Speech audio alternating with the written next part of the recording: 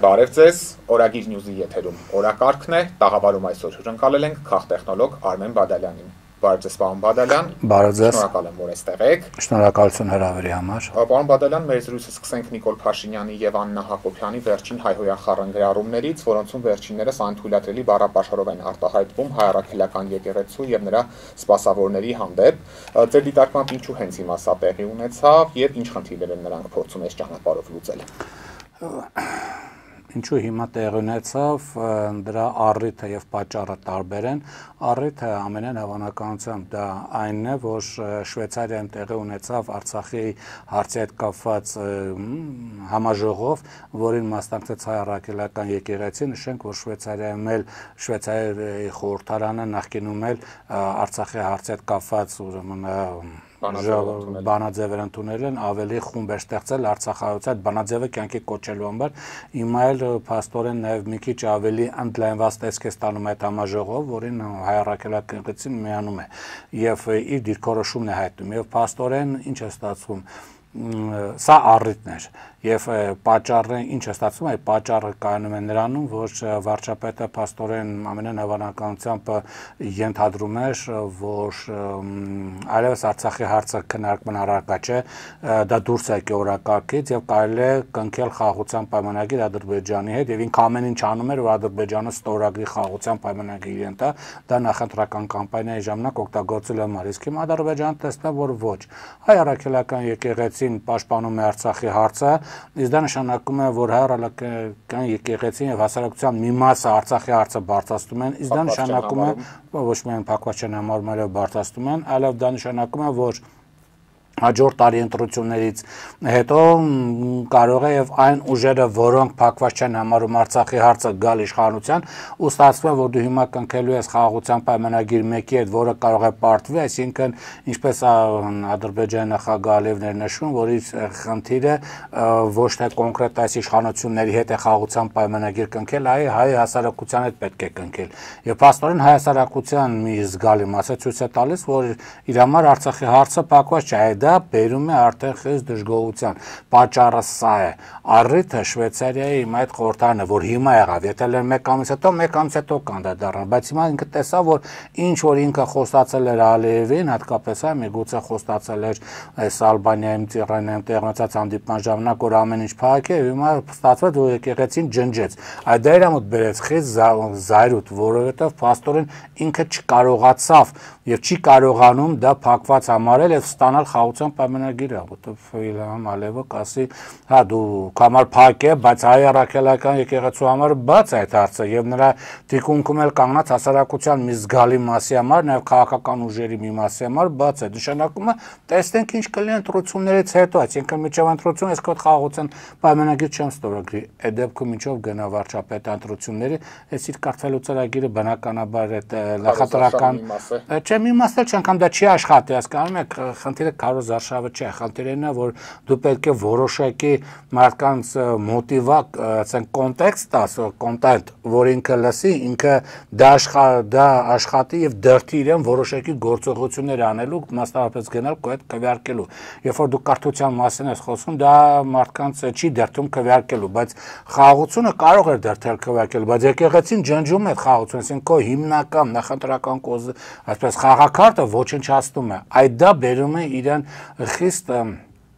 դժգոհություն, առավել ևս, որ դա տեսնում ենք, որ Միացյալ Նահանգներից աջակցություն այլևս չկա, Եվրոմիությունը իհարկե անձամբ իրեն, ասենք մասնակի աջակցություն տվեց անձինների կողմից։ Չէ, Եվրոմիությունը իրան երբ որ տվեց այս եվրոպական այս նիստը հաջորդ տարի Հայաստանում անցկացնելու, քաղաքական դա անձամբ իրեն աջակցություն է, բայց դա անձամբ իրեն աջակցություն է, բայց դա չի նշանակում այդ աջակցությունը կարող է նաև ընտրազանգվածի համար դերակատարում ունենա, իսկ Ռուսաստանից կապված խնդիրներ կա, դրա մասին առանձին կանդրադառնանք, եւ փաստորեն ստացվում է, որ ինքը ստեղծում էր մի համակարգ, որը կարող էր իրեն ապահովել վերարտադրություն, եկեղեցի այդ համակարգը ոչնչացրեց։ Մի հատ մասնակցել է Շվեյցարիայի հետ խորհրդաժողովին, ու սա բերեց խիստ նաև եթե հատկապես երբ որ դու քեզ չես տիրապետում, քո ասենք դաստիարակության մակարդակն էլ այն է, որը որ քեզ թույլ է տալիս որոշակի բառեր ասել, դա միանգամից այսպես դուրս եկավ, դու չկարողացավ քեզ տիրապետել։ Այս է առիթը եւ պատճառը այս պահվածքի։ Պարոն Բադալյան, այս հակաեկեղեցական արշավին նաև ՔՊԱ-ականներն են միանում, իրար հերթ չտալով, թիրախավորում եւ վիրավորում են։ Ձեր գնահատմամբ սա ինչով է պայմանավորված, փորձում են այս կերպ նախընտրական ցուցակում իրենց տեղը ֆիքսել, թե այստեղ նաև այլ շարժառիթներ կան իրենց պահվածքում։ Ոչ միայն եկեղեցու, դա նկատեցիք նաև ընդդիմությանը, վարչապետը քննադատում է ընդդիմությանը, հատկապես երբ որ կոնկրետ մեկի ազգային ժողովում ասում է, հա գնաց քո պապային կասես էս ինչը, անմիջապես կոնկրետ տվյալ падգամավորի հետ կապված, ուրեմն ոհմակային տրամաբանությամբ ամեն դեպքում ասենք խմբակային ուրեմն հարձակում է տեղի ունենում եկեղեցուն է անում ոմանք որոշները ուրեմն նման պահվածք են դրսևորում սա նախընտրական կամպանիա է ինչու է նախընտրական կամպանիա քանի որ տվյալ անձինք իրենք ոչինչ չունեն հասարակությունը ցույց տալու եւ իրենք իրենցից որպես քաղաքական գործիչ ոչինչ չեն ներկայացնում եւ խորհրդանում հայտնվելու միակ մեթոդը դա կոնկրետ մեկ ընտրողին կամ կոնկրետ մեկ մարդուն իրենց հավատարմությունը ցույց տալն է բնականաբար նրանք խիստ ակտիվորեն դա դրսևորում են որտեղ ինչքան ակտիվ լինես այնքան ավելի շատ կգնահատվես ասենք գնահատման տվյալ համակարգում է ավելի բարձր տեղ կզբաղեցնես ցուցակում դա նշանակում է դու ավելի անցողիկ տեղ կզբաղեցնես բարձր նշանակում է անցողիկ այսինքն նախընտրական կամպանիան կուսակցություն տեղի ունենում ոչ թե ընտրողների տրամադրությունը գրավելու համար ուշադրությունը գրավելու համար նրանց ձայները ստանալու համար այ կոնկրետ մեկ մարդուն դուր գալու համար այդ դա է պատճառը որ սենց ակտիվ են դրսևորում եւ այս ակտիվությունը ինչքան մոտենանք նախընտրական կամպանիային այնքան ավելի է բանանելու ուժեղանալու ոմանց կողմից ինչու որովհետև այստեղ նաև տրամադրություններ կան եթե ՔՊ-ում տեսնեն որ տրամադրությունները տանում են դեպի այն ուղղությամբ որ հաջորդ տարի տվյալ քաղաքական ուժը այլ մեծամասնություն չունենալու ոչ միայն մեծամասնություն այլև ասենք ոչ թե բացարձակ մեծամասնությունը եւ կամ բոլորը շատ այլ կարող է երկրորդ երրորդ տեղ գնալ ապա նրանց մի մասը ուղարկի լռելու է մի մասը շատ ավելի կատաղի իրեն դրսևորելու որպեսզի գոնե այդտեղ կարողանա ինչ որ անձեռնխելիությամբ օժտվի չօգտվի անցնի գոնե տեղը որտեվ եթե մեծամասնություն ընդդիմություն եղավ իր անձեռնմխելությունը զերոյացվել է որտեվ դատախազությունը մտելու նրանց ձերբակալելու կալանավորելու ընդդիմությունը մեծամասնություն տալու է բայց հիմա դրա մասին չէր մտածում են նրանք մի բանի մասին ինչքան հնարավոր է մենք ասենք դուր գան կոնկրետ մեկին անցողիկ տեղը զբաղեցնելու համար այս է նախընտրական կամպանիա է կարծիքներ են նաև հնչում որը երկար չէր մտածում որտեղ ասեցի բա որ ոնց լինի Գյումրի տարբերակ անգամ դու շատ ես ստանում ընդունակ շատ ես ստանում դա էլ ասենք էլ հարաբերական ինչ գործոնների արդյունքում կդանենք մեկան ստացար ասենք x բան ուրիշների հետ համացած x + 5 մյուսներից 3 միավորվեցին դառան կառավարման դառան ձևավորեցին կառավարություն վարչապետը դառավ այն падգամավորի հայրը որին դուք այսօր ասենք խմբական հարձակում ենք անում բա դրա մասին չեք մտածում չեն մտածում ձեր դիտարկմամբ հավանաբար ոչ իրանց թվում է որ իրանք սենց հզոր են էլի որ իրանք իրականում գմփու արեցին իշխանությունը վերցեցին իրաց դեմ խաղ չկա այս մտածելակերպը մեր դեմ խաղ չկա 30 տարի 90-ականներից գալիս է 90-ականից գալիս է անդադ բոլորը պարտվում են բայց բոլորին թվում է որ նախորդը լավ չի արել ասենք իր դեմ խաղ չկա ինքը ավելի լավ է աշխատում էլի բոլորը անպատժելիության բարդույթով են տարապում տարապում միջև հասկանում են որ չէ մոտակա 20 տարին Մելիք Ադամյան փողոցով չի գնալու էլի իշխանությունը տեսանք կարծիքներ են նաև հնչում որ Փաշինյանն ու Աննա Հակոբյանը այս ճանապարհով փորձում են ոչ միայն իրենց ընտրազանգվածին իրենց շուրջ համախմբել այլ նաև ստանալ տարբեր աղանդավորական շրջանակների համակրանքը որոնք ոչ միշտ են իրենց քաղաքական ուժի օգտին քվեարկում այս տեսակետը որքանով է կիսում եւ որքանով դա նրանց կհաջողվի դա կախված է նրանից թե տվյալ աղանդավորական շարժումը իրենց ղեկավարությունից ինչ հրահանգ կստանան եթե ստացան հրահանգ պաշտպանել անկախ նրանից իրանք ինչ մեթոդաբանություն ունեն ինչ ասենք բառապաշարան օգտագործում կողմ ձայն կստանան եթե ստացան որ չպետք է բանանենք պաշտպանենք ճանաչակցում չստան անկախ նրանից ինչ բառապաշարան օգտագործում այսինքն աղանդավորների ձայներ ստանալը կապված որտեղ իրանց մոտ մի քիչ սեկտային մտածելակերպ է ինչ որ փակ կաստային մտածելակերպ այնտեղ ուրիշ օրենքներ են գործում կապ չունի դու քեզ ոնց կապած ոնց քեզ կապած այնտեղ հրահանգը իջավ ձայն կտան հրահանգ չիջավ ձայն չեն տա բայց այնպես չի որ 100% հրահանգ իջավ 100% կգնան ձայն տալ այդպես է չպետք է մտածել որ բանակի նման բոլոր գնացին քվեարկեցին չէ այնտեղ տարբեր ուրեմն խնդիրներ կարող են առաջանալ, որտեղ այո կարող է մի մասը քվեարկի, մի մասը կարող է չգնա քվեարկի։ Տարբեր խնդիրներ կան, բայց հիմնական այսպես կողմ կամ դեմ լինելը կախված է աղանդի ղեկավարներից։ Ուզում եմ նաև անդրադառնանք այս արձագանքների մասով վեհապարը դեռևս չի արձագանքել Նիկոլ Փաշինյանի թիրախավորումներին, թեպետ առանձին հոգևորականներ արել են, բայց վեհապարի մակարդակով դա տեղի չի ունեցել։ Դուք վեհապարի լռությունը որքանով եք արդյունավետ համարում եւ սրանից հանրության շրջանում տպավորություն չի ստեղծվի, որ Փաշինյանի մեղադրանքները ինչ որ չափով իրականությանը համապատասխանում է, դրա համար էլ չեն արձագանքում։ Չեմ կարծում չի կարելի բան այդ քաղաքականության մեջ զգացմունքային պատդր սովորել, որ ահա եթե քեզ դիմացինը շտապ ինչ որ մի բան վատ բան ասած անմիջապես 5 րոպե հետո պատասխանել։ Կարող ես դու 5 րոպե հետո չպատասխանել։ Դու կարող ես մի ամիս հետո պատասխանել, կարող ես 10 օր հետո պատասխանես, կարող ես մի ժամ հետո նայած երբ քեզ հարմար։ Սա մեկ, երկրորդ գիտեք ինչ հանրության են մասը ում համար վարչապետը մերժել է բնականաբար իրանք երբեք չեն մեղադրելու եկեղեցուն ուշ կամ շուտ պատասխանելու համար հանրության տրազանգված են խմբի համար, որի համար վարչապետը շարունակում է կուրկ մնալ, նույնպես նշանակություն չունի եկեղեցին կպատասխանի թե չէ, նրանց համար եկեղեցին արդեն մեղավոր է, այսինքն այնպես չէ որ հանրությունը պետք է ասես նայած ինչ որ լուրջ արտահայտություն, հետո ասում է եկեղեցուն չէ, եկեղեցին չպատասխանեց, ուրեմն սա ճիշտ է, չէ, ինչ որ բան չի փոխելու սա դրամաբանությունը, ոչ մի բան չի փոխելու, ավելին, ստեղ խնդիր կա, իսկ որի նաև պատճառների մեջ կարող են դերակատարություն ունենալ առաջի հարցին, եթե նույնպես վերադառնանք, ստեղ ուրիշ խնդիր կա, պատճառներից մեկը ոչ միայն Արցախի հարցապակ չէ։ Եկեղեցին նաև ցանցային կառույց է եւ ինքը շփվում է գյուղի բնակիչների հետ եւ չկա որևէ երաշխիք, որ եկեղեցին իր քարոզների ժամանակ կամ առանձնազրույցների ժամանակ յուղում հաջորդ առընտրություններին կարող է այլ ուրեմն քարոզ իրականացնել կամ իր դիրքորոշումը հայտնել, որը պարտադիր չի հրապարակային լինի, այսինքն քահանաները կարող են գյուղի բնակիչներին հերխոսակցության ժամանակ իր դիրքորոշումներ հայտնել կապված այս կամ այն քաղաքական ուժի հետ եւ քանի որ գյուղի այդ բնակիչները մի քիչ զրկված են այլ ալիքներով կամ ինչ որ ինտերակցիաները այլ ինտերնետ կանալից ստանալ եւ իրանց համար միակ ուրեմն ալիքը դա պետական համակ ալիքն իրենց Հայաստան համակն է, բայց պաստորեն եկեղեցին այլընտրանքային լրատվամիջոց կարող է հանդիսանալ շատ ավելի կայուն շատ ավելի խոսող եւ դա կարող է ազդել ընտրությունների արդյունքների վրա, որտեղ քաղաքների բնակիչները Երևան, Գյումրի եւ այլն ամեն դեպքում ստանում են լրատվամիջոցներ, ինտերնետ կլինի կամ ասենք այլ ալիքներ եւ նրանց մոտ իշխող քաղաքական ուժը էական զիջել է իր դիրքերը շատ թույլ վարկանիշ ունի իսկ գյուղերում դեռս պահպանվում է համեկի այսպես կոչված Հայաստանը եւ եկեղեցին կարող է համեկին այլընտրանք համակ լինել, ինչը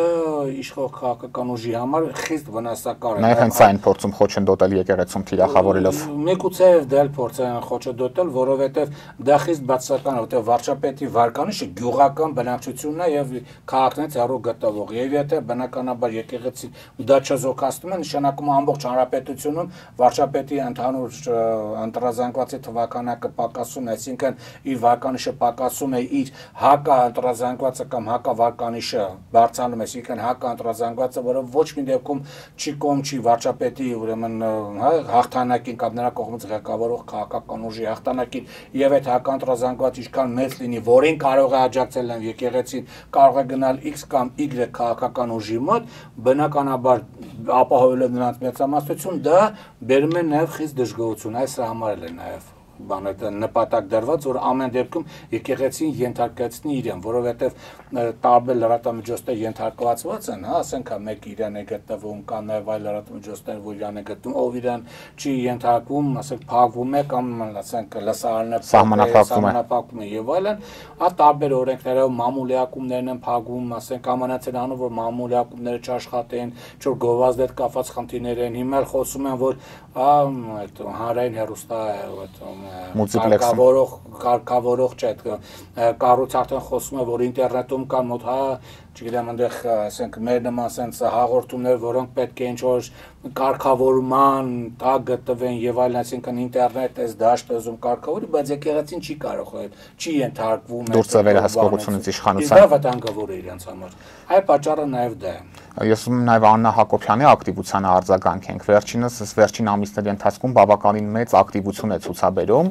Շատերը սա պայմանավորում են հանգամանքով, որ նա եւս պատրաստվում է քաղաքական հայտ ներկայացնել, ավելին կարծիքներ կան, որ պատրաստվում է ԿՊ-ի ցուցակը գլխավորել ընտրությունների ժամանակ։ Համաձայն եք այս տեսակետի հետ եւ եթե ոչ, ապա ինչ նպատակով է այս ակտիվությունը։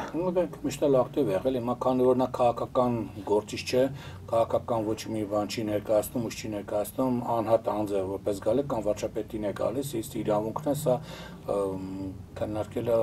քաղաքական հավակնությունները վերջինս։ Հավակնություններին բնական, եթե վերաբերում են ցուցակգլխավորման, դա կորոշի վարչապետի մեֆոր կորոշի։ Դա կլինի փաստ կլինի նոր քննարկել, դա չասենք խոսակցությունների իմաստ չունի քննարկել։ Հիմա անհատ քաղաքացիա վարչապետի կինն է, իրավունք ունի, օրենք չի խախտում ինքը օրենքի սահմանները միշտ սահմանադրական իրավունք իրականացված ցանկացած քաղաքացի իրավունք ունի ակտիվորեն լրատվական կայքերում երևալ, իր դիրքորոշումը ներկայացնել, ինչև ինքը անում է։ Քաղաքական դաշտում նաև պնդումներ կան, որ Նիկոլ Փաշինյանը կարող է շարժվել վեհապարին ձերբակալելու ճանապարհով, վերջին օրերին այս թեզը հաճախ է հնչում, նշվում է, որ նա առնվազն դիտարկում է այս սցենարի իր օրակարգում։ Ինչ է կարծում, Փաշինյանը կշարժվի այս ճանապարհով, թե այդ դեպքում իրավիճակը առհասարակ կարող է իր վերահսկողությունից դուրս գալ։ Չեմ կարող ասել վարչապետը ինչ կանի, թե ինչ չանի, բայց վեհապարին ձերբակալելը դա գիտեք, իժդեմյան Հայաստանյան երևույթ չի։ Վեհապարը միայն Հայաստանի վեհապարը չի, ամեն հայության վեհապարը։ Իսկ վստահ է, որ հակառակ վրեժը չի լինի, հա, վարչապետը ախրանև է ման գալի, ասենք պահպանության ման գալի, բա իր շրջապատը, որը կարող է դառնալ նաև հակառակ թիրախ, որտեղ եթե դու այդ քայլի գնաս, հակառակ պատասխանը կարող է ստանալ այն միջազգային խիստ արձագանքով, այնպես չէ, ասենք վեհապարը ինչ որ գյուղի քահանա չէ, կանոնը ձերբակալած, նա ծանրակշիռ քաղաքական ուրեմն կշիռ ունեցողն է եւ սա շատ լուրջ բան է մենք երկրորդ այդ ձերբակալողը հաստատ վստահ է, որ հաջորդ տարի ասենք վարչապետը լի մնալու է տվյալ գործող, ասենք այսօրվա վարչապետը, բա որ ուրիշ մարդ լինի վարչապետը, ասի դու ես ձերբակալել։ Լավ, ասենք այն մեկը փորձի փախնել, գբռեն գբերեն հարցը չի, բայց այդ ձերբակալողը չի մտածում քաղաքական ապագայի մասին։ Թե ինքը մտածում է վարչապետի հետ միասին կարելի է նաև գնալ, ասենք, հա, չգիտեմ, անհայտ ուղղությամբ։ Չէ, իսկ եթե հայտնի ուղղությամբ լինի, բարդ է ասել։ Բա Իսկ կարծում եք ամեն կերպ փորձեն խուսափել այս ճանապարհից։ Հետևանքները կարող են շատ ավելի ծանր լինել։ Շատ ուժեղ են, խուսափեն թե չեմ կարող ասել, բայց հետևանքները շատ ուժեղ կարող են լինել։ Շատ ուժեղ կարող են լինել։ Պարոն Բադալյան, դուք դե առեթ ունենաս ձերբակալունից չէ՞, ասենք, որ ասած, չգիտեմ, քաս բան այդ հակոստացել դրա համար կալանավորում կամ դու զրպարտել ես կամ դու ունենաս չէ՞, որ կանաս։ Հետո դատարան կա, հետակի այդ որ դատարանը կտա, դատավորը կտա, հետո դատավորը չի մտածում, որ դրանից հետո ինքը ասենք ինչ որ կարող է խնդիրներ ծագեն իր հետ կապված եւ այլ ապագայում։ Այսինքն Դե Նիկոլ Փաշինյանը հայտարարում էր, տենց դատավոր կա, որ կարող է իմ ասածը չանել, եթե այս տրամաբանությամբ առաջնորդվեն, գուցե գտնվեն։ Հա, գուցե գտնվեն, բայց այդ դատավորը իր ապագայի մասին չի մտածում, բա որ հաջորդ տարի ուրիշ մարդ լինի վարչապետ։ Գինը ծանր է լինելու այս դեպքում, եթե գնան այս քայլին։ Գինը շատ ծանր կլինի այս դեպքում, շատ ծանր կլինի, իրանք այդքան չեմ պատկերացնում, շատ ծանր կլինի։ Պարոն Բադալյան, ներքաղաքական դաշտում շարունակում է Իհարկե ասեմ, սա սպառնալիք չէ, ինչ որ ասեմ, սողոքի մարդիկ պետք է մտածեն։ իրողությունների արձանագրումն է։ Իրողություններ են արձանում, որ մարդիկ պետք է մտածեն, եթե իրանք սենց են անում, ուրեմն Նյուտոնի այս հայտնի օրենքը յուրաքանչյուր ուժին հակաուժ է ծնում, դա համար պետք է շատ լուրջ մոտեցում դրսևորես այս կամ այն հարցի վերաբերյալ, իսկ որոշողները իրանք են։ Քաղաքական դաշտում ակտիվորեն շարունակում է քննարկվել Փաշինյանին անվստահություն հայտնելու հարցը, այս ուղղությամբ որոշակի ակնկալիքներ է ձևավորվում մեր հանրության շրջանում։ Ձեր գնահատմամբ ինչ նպատակով է սա արվում, հատկապես հիմա, երբ ակնհայտ է, երբ որ անգամ մի ԿՊԱ-ական չի միանալու այս process-ին, ինչի համար է սա արվում։ Նայեք, այստեղ ինչ են ուզում անեն, սկզբնական շրջանում ինչն է խնդիրը։ Անվստահության, ուրեմն գործընթաց սկսել, որի համար սկսելու համար պետք է 36 տորագրություն եւ անգամ հանրապետականները սենց ակնարկում են, հա, թող երկրորդ նախագահան դնի, մենք աջակցենք, բայց նայեք, սահմանադրության մեջ հենց է գրած, որ կարևոր անվստահության գործընթացի մեջ ոչ թե սկսելն է, այլ վերջացնելն է։ Վերջացնելու համար պետք է 54 ձայն։ այսինքն 36 50, հա, այնտեղ 107-ն է 54, հա, 54։ Հիմա այսօրվա դրությամբ ընդդիմությունը ունի, եթե համեն որ այստեղից 1 հոգի դուրս եկե, պատիվ ունեմից 1 հոգի դուրս եկել, հա, այնտեղ 29-ը 7 էր, 36 2-ը դուրս եկե 34, 54 20 падգամավոր ԿՊ-ից։ 20 падգամավոր ԿՊ-ից չկա դեռ միացող, այսինքն ինչ գործընթաց տեղի կունենա ըստ այն նախաձեռնողների, որոնք որ իրանց խելքով ցենց որոշել են ցենց լուրջ ինչ որ բան անել, էլ այնց մտածում են, որ հեսա մի հատ տերուկ կանեն, ոչոք չի ջոգի, ցենց ֆռռստեն կանցնի, էլի։ Այսինքն դու ձեռնարկում ես ուրեմն անվստահության գործընթաց, յուսանցել ֆռռստելով երկրորդ նախագահն էլ տեխնացու ես դնում, այնտեղ ելույթ է ունենում, դու պաշտպանում ես գնում, մենք պաշտպանենք երկրորդ նախագահին կամ մարտը հավաքում ազգային ժողովի մոտ, երկրորդ նախագահին ելույթ է ունենում, որպես եթե իհարկե այդպես բան չի լինես, ասում տեսականորեն ինչ էր մտածվում։ Երկրորդ նախագահին ելույթ է ունենում, ԿՊ-ն երկրորդ նախագահին այդտեղ իրենց հարցերով ուղղորդված եւ այն ջարդփշուր են ունենում, ջարդում փշրում են ելույթներով ամեն ինչով, հետո ելույթ են ունենում, զրոացնում են, քվեարկում են, վստահությունը ստացվում էր 34 կողմ եւ փաստորեն վարչապետին վստահությունը չստացվեց, վարչապետը ստանում էր այնտեղ 6 ամսվա բանը երաշխիք, որ իրան այլևս վստահություն չելնելու դրանով երկրորդ նախագահան որպես քաղաքական գործիչ ոչնչանում էր, B վարչապետը 6 ամիս տամ էր ուրեմն այսպես անվտանգության բարձիկ։ Հիմա այ պայման դեպքում երկրորդ նախագահան ոչնչանում էր, հաջորդ տարի գնում են հա խորհրդանական ընտրությունների, երկրորդ նախագահան դնում էր տեխնացությունը, բոլորը ովքեր իրան պաշտպանել էին անվստահության էսբանի ժամանակ իմպիչմենտ ասում են, դե ինքը արդեն լուզեր գործիչ է, չի կարելի վերջացած, չի կարելի անտա նույն մարտուն դնել։ Ու երկրորդ դնել ու հանել, էլի վերջին քել չկա։ Իրան հանում են շրջանառությունից, արդեն այսպես ինքը արդեն պարտված է, դե մարդիկ էլ ասում են պարտվել է։ Շատ լավագույն դեպքում կարող է որոշակի տոկոսով անցողիկ շեմը հաղթահարել։ Հա, կարող էր ու ոչ ավելի եւ փաստորեն Գյումրի օրինակը չէր կրկնվում, երբ որ անգամ ԿՊ-ն շատ ունի, բայց երկրորդ տեղը վերցնում էր այն տեխնացուն, ով որ հա Հայաստան դաշինքը կամ կոնկրետ երկրորդ նախագահին ասում է, ես իրեն համակրանքով եմ վերաբերում Վարդան Ղուկասյան։ Եվ մյուսը ստիպված նրան միացավ, ասենք որպեսզի ԿՊ-ն падգամավոր չունենա։ Այս գործընթացը տեղի չէր ունենալու, դնենք մի կողմ ԿՊ-ն իշխանստանը, ունենում էր մեկ այլ տեխնացու էին առաջադրում, որոնց անգամ ԿՊ-ի մի մասը քվեարկել եւ այդ տեխնացուի թիկունքում կանգնած ուժերը ստվերային ձևով ղեկավարում են երկիրը միջև 31 թիվ արդեն գալիս էր այն հիմնական վարչապետի տեխնացուն, ով որ միգուցե Վատիկանում այնտեղ ֆրֆռում է կամ ինչ որ կողքերը ֆրֆռում է եւ կարծում եք հենց նրա համար էր այս process-ը։ Ես ասում եմ, ես չեմ ասում, անուն չեմ տալ, ես չգիտեմ, ով ասում մարդ է, էլի, մա ինչ որ Եվրոպայում քիչ մարդ կա, որ Վատիկանի կողքերը ֆրֆռում է, էլի։ Ու գալիս է 31 թվականին, ասենք, դառնում էր վարչապետ։ Այս էր ընդհանուր ծրագիրը։ Սա մեկ, այսինքն որ չաշխատեց, երկրորդ B տարբերակը դա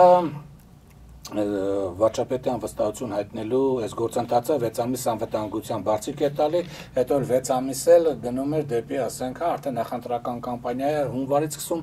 ոչ մեկ անվստահության մասին չէին մտածելու այդ փուլում։ Ասեն 6 ամիս է արդեն, հետո ընտրությունները այնտեղ էլ ինչ անվստահություն բան։ Եվ այստեղ ինչն է կարևորը, քանի որ հիմա Ռուսաստանում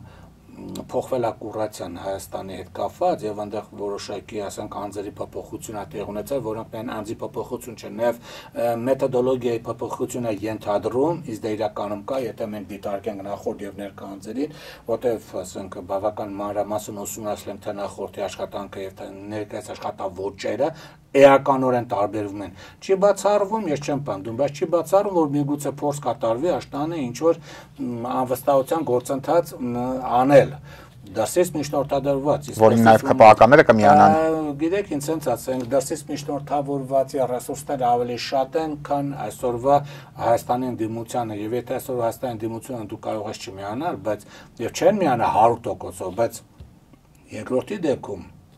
դու չունես երաշխիք։ Ես չեմ ասում, որ կլինի աշտանը դրսից ուղղորդված անվստահության գործընթաց։ Բայց կարող է լինել։ Սա տեսականորեն ենք ասում։ Այո, որպեսի տեսականորեն դեպքում, այո, կարող են այդ դեպքում, այո, եթե դրսի ուժերը մի քիչ լավ աշխատեն, ԿՊԱ-ականից 20 հոգի կարող են բերել։ Եվ փաստորեն նոր մեխանիզմ, նոր, ասենք, վարչապետի, ասենք, նոր վարչապետ կամ ժամանակավոր վարչապետ կամ ինչ որ գործընթաց անեն հեռացնելով գործող վարչապետին բերելով այլ տեխնացիոնով կլինի, չգիտեմ։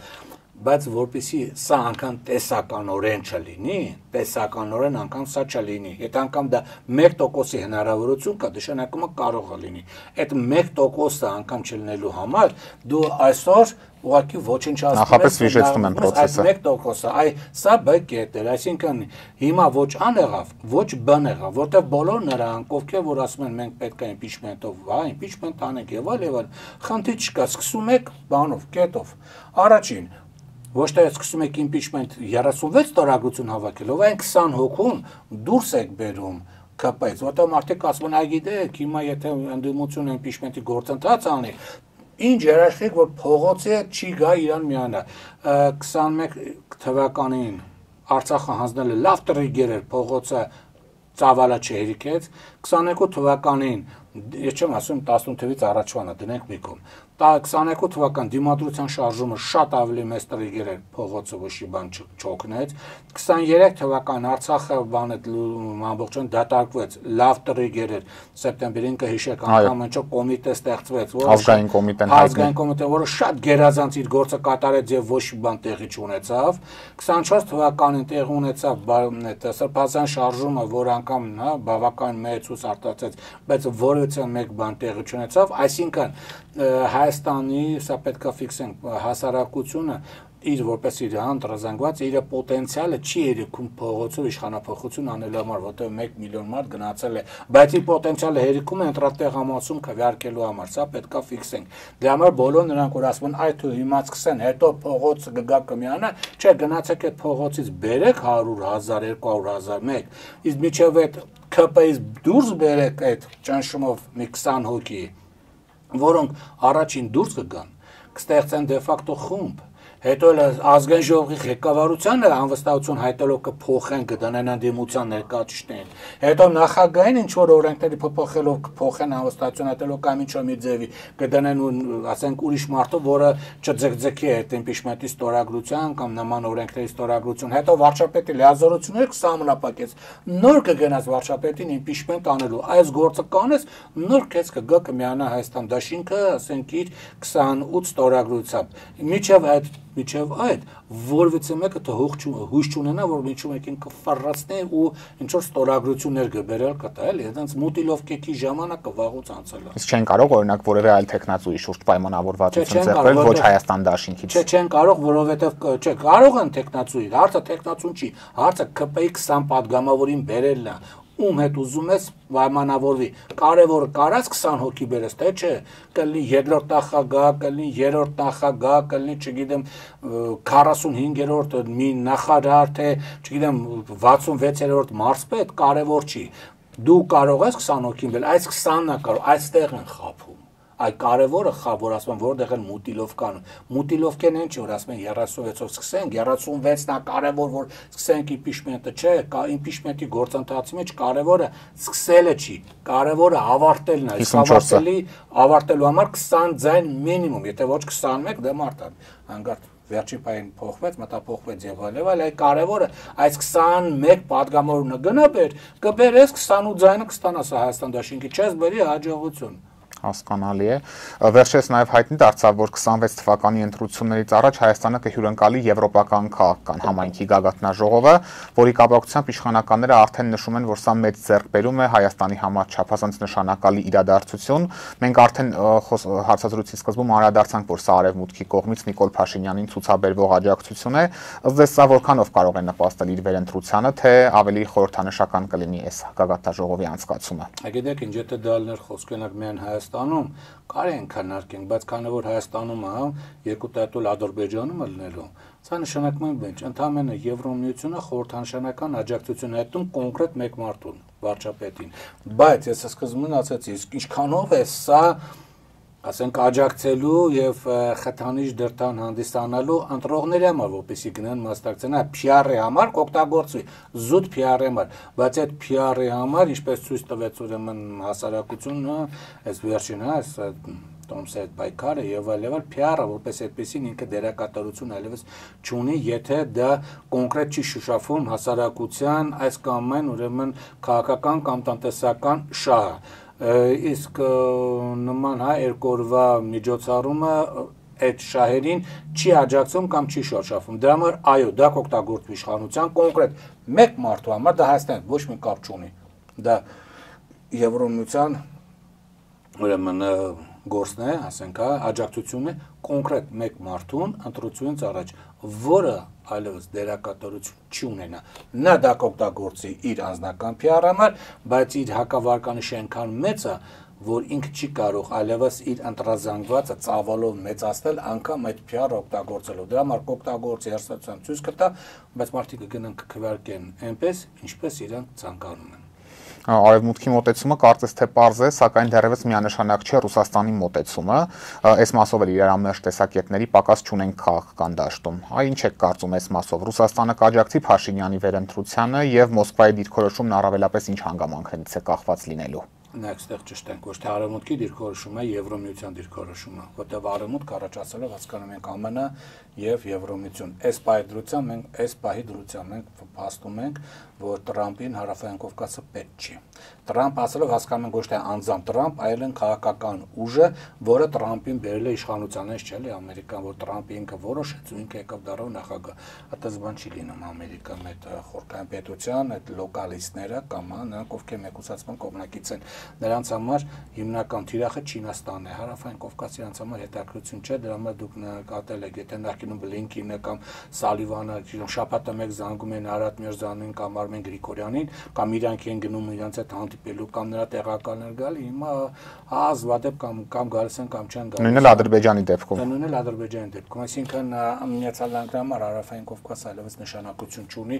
իսկ դա շատ կարևոր է վարչապետի համար, որտեղ եթե հիշում եք 22 թվականի մայիսին, երբ որ դիմադրության շարժումը բավական ուժեղացել էր, ԱՄՆ դեսպան ասաց, մենք աջակցում ենք 18 թվականի քաղաքական այդ հեղափոխության բանին, այդ արժեքների եւ 21 թվականին ձևավորված ազգային ժողովի քաղաքական համայնապատկերն, այսինքն ասած մենք իրանց ենք աջակցելու։ Ինչ ուզում եք դուք արեք, պիտի լինես մարդը, որովհետեւ այս խնդիրները կան գլոբալիստներ լուծելու։ Դեսպանատունն էլ արդարացրեց ցուցարարների նկատմամբ ուժի կիրառումը, մեղադրեց ցուցարարներին։ Հիմա ԱՄՆ-ի կողմից դա չկա, դրա համար ոչ թե Արևմուտքը, այլ Եվրոմիությունը, իսկ Եվրոմիության պոտենցիալը այնքան չի, որ կարողանա քաղաքական ուժին աջակցել գալ։ Այո, Եվրոմիության պոտենցիալը այնքան է, որ կարող է Ռումինիայում ստիպել, որ գլոբալիստները հաղթեն։ Եվրոմիության պոտենցիալը այնքան ուժեղ է, որ կարող է, ասենք, ստիպել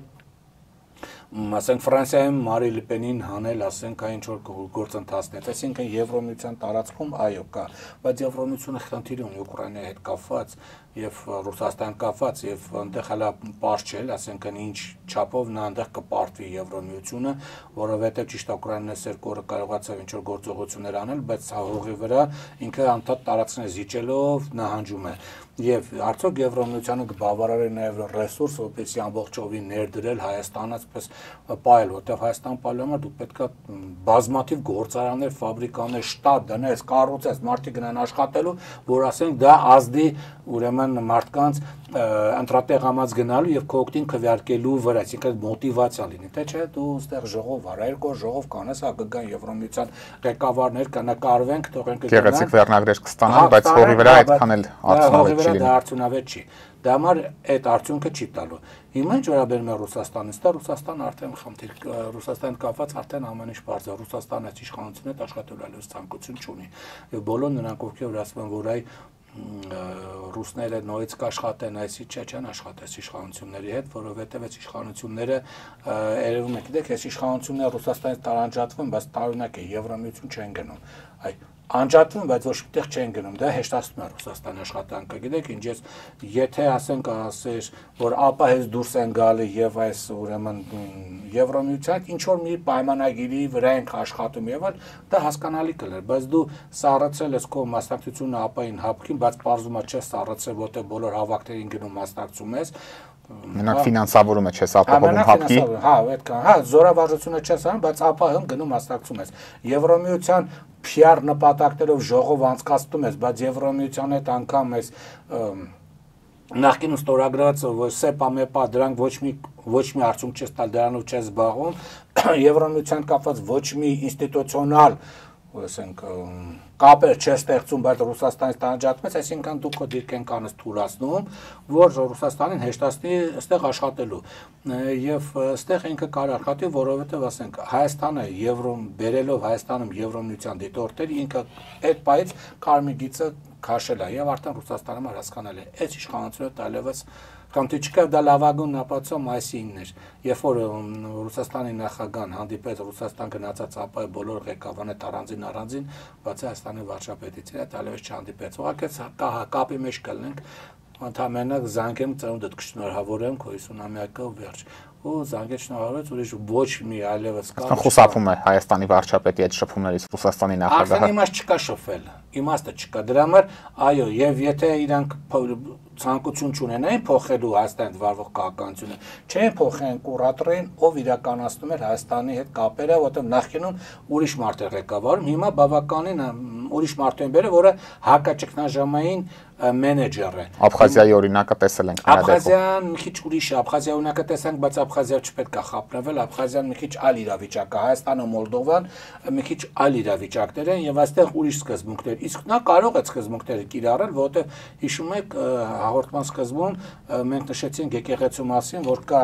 գյուղերում բավական ակտիվ է վարչապետի, ասենք բարձր վարչապետի վարկանիշը կապված տեղեկությունը չստանալու հետ։ Եվ փաստորեն այս գյուղի բնակիչը հմեկի Հայաստանն է, որի համար այլընտրանք է եկեղեցու ինֆորմացիան կարող է լինել, բայց կա նաև մեկ այլ ինֆորմացիա աղբյուր։ Դա այդ գյուղերից Ռուսաստան գնացած աշխատանքային միգրանտներն են, որոնք նույնպես կարող են տվյալ գյուղերի վրա համար այլընտրանքային ուրեմն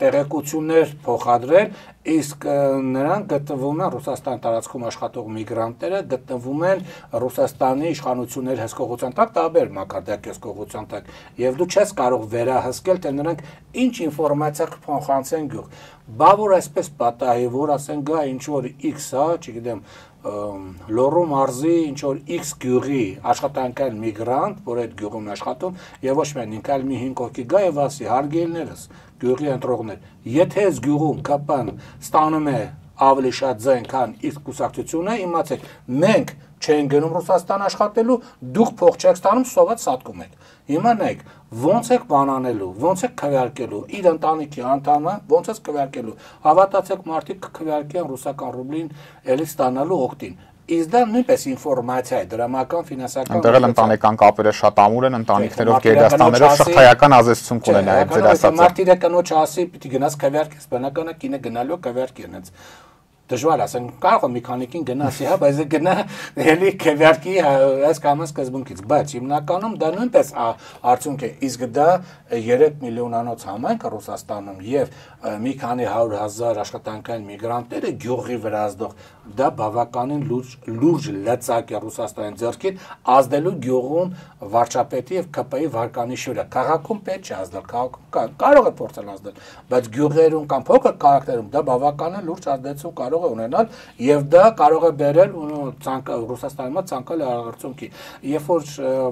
իշխող քաղաքական ուժի ներկայացուցիչները ասում են, որ գիտեք Ռուսաստանը հիբրիդային պատերազմ մղում, հա, ինչ որ մեր դեմ, գիտեք ինչ աշխարհի բոլոր երկրները բոլորի դեմ հիբրիդային պատերազմ են մղում։ Իսկ 18 թվական հիբրիդային պատերազմ չէ, իսկ սորոսականները որ ֆինանսավորվում են, այստեղ կոնկրետ ուղղվածության քարոզություն են անում։ Դա բան չէ, հիբրիդային պատերազմ չէ, թե երբ որ քեզ ձեռատալի քեզ բերում է հիբրիդային պատերազմ իշխանության, դա լավ հիբրիդային պատերազմ է, բայց երբ որ քեզ ձեռ չի տալի, դա վատ հիբրիդային պատերազմ է, սա մեկ եւ երկրորդ։ Մեկը միշտ պետք է հիշվել։ Ռուսաստանի իշխանությունները շարժվելու են իրենց գործողությունները անելու են անկախ նրանից ես դրա մասին հիմա որպես փորձագետ ասում եմ թե չեմ ասում որպեսզի այնպես չթվա որ մենք ասում ենք այ մենք ուղղորդում ենք Ռուսաստանին նրանց խելք ենք սովորացնում հավատացեք Ռուսաստանի խելքը շատ ավելի է եւ շատ լավ են հասկանում քան այստեղ քաղաքական եւ անգամ փորձագիտական դաշտ անկախ նրանից մենք դրա մասին կասենք թե չենք ասի Իրանք դա հավատացեք անել են, որովհետև ես որ նայում եմ Telegram-յան ալիքները ռուսական, որոնք ասենք մոտել, այսպես ասենք, այդ շրջանակներին, արդեն տեսնում են, թե նրանք ինչ ուղղությունների վրա են, ասենք, աշխատելու եւ ասենք որպես փորձագիտական գնահատական, մենք տալիս եւ ասում ենք, որ այո, նրանք այս ուղղության վրա աշխատելու։ Բայց որ չեն աջակցելու դա միանշանակ կարող ենք փաստել։ մեծ մասամբ կարող ենք փաստել, որ այո, ամենայն հավանականությամբ Եվերի կարող ենք միգուցե քաղաքականության մեջ հարտոկոտ չասենք, բայց 100%-ին չեն աջակցելու այս իշխանությանը, ավելին աջակցելու են իրենց համար այլ ուժերի։ Եվ պարոն Բադալյան, այսօր Գյումրիում պատվո հյուպատոսություն է բացում Ֆրանսիան, ձեր դիտարկմամբ ինչ կտա Հայաստանին, Սյունիքի տարբեր համայնքներում օտարերկրյա դիվանագիտական ներկայացությունների առկայությունը եւ ինչ օրինակի տարբերություն Իրանի, Ֆրանսիան ոչ թե գլխավոր հյուպատոսություն բացվեց, այլ պատվո, որը աստիճանակարգով շատ ավելի ցածր է, քան նախորդը։ Իրանը շատ ավելի բարձր է հյուպատոսությունը, դա պետական կառույց է, սա պատվո հյուպատոսությունը, դա գիտեք ինչ, տվյալ քաղաքում ասենք ինչ որ մի գործիչ անհատ, որը կարող է հայ քաղաքացի է եւ տեղի ինչ որ, հա, այո, ասենք Ֆրանսիայի նկատմամբ ինչ որ գործ, ասենք չգիտեմ, ֆրանսերեն սովորացնողների ինչ որ, հա, միության նախագահ դրան դրում են պատվո հյուպատոս շատ ցածր է։ Հիմա դա ընդհանրապես գալիս է տվյալ երկրի իշխանությունների այսպես է ձգտումից ցանկությունից միգուցե նպատակներից, որովհետև եթե Հայաստանի իշխանությունները ուզենային որ հյուպատոսություն լինի, միգուցե հյուպատոսություն կբացեն, բայց այսքան հայկական կողմը բավարար աշխատանք չի կատարել։ Դիվանի դա գիտական պահ է, դա չեմ կարող պրինցիպի ասել սկզբունքորեն, որովհետև ես այդ գործընթացի մեջ չեմ եղել, բնականաբար չեմ կարող ենթադրության վրա հիմնվել, բայց որ նա հյուպատոսություն չի, դա հստակ է, եւ նրա գործառույթները կապ չունեն ուրեմն բանի հետ, իրական, ասենք հյուպատոսության հետ, Հայաստանը ունի պատվավոր հյուպատոստը Ռուսաստանի մի քանի քաղաքներում, Ֆրանսիայի քաղաքներում, բայց դրանք ձևական բնույթ կրող Արարողակարգային Հարողակական ձևական բնույթ կրող ինչ որ ասենք գործառույթ իրականացնողներ են, ի տարբերություն Իրանի, որի համար Սյունիքը ճակատագրական նշանակություն ունի, դա համար այնտեղ ինքը հյուպատոսությունը բացեց եւ միջև հիմա Սյունիքը Հայաստանի Հանրապետության կազմում է գտնվում սոսկ նրա համար, որովհետեւ Արաքսից հարավ գտնվում է Իսլամական հեղափոխության պահպանների կորպուսը, 4 կորպուս, որոնք կանգնած են Նախիջևանի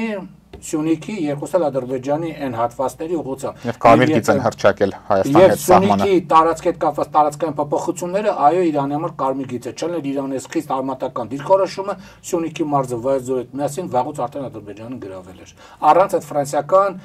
բան այդ պատվավոր հյուպատոսներից դիտորդների հետ միասին։ Դիտորդի հետ միասին, դիտորդներն էլ կուղարկեն հետ Ֆրանսիան։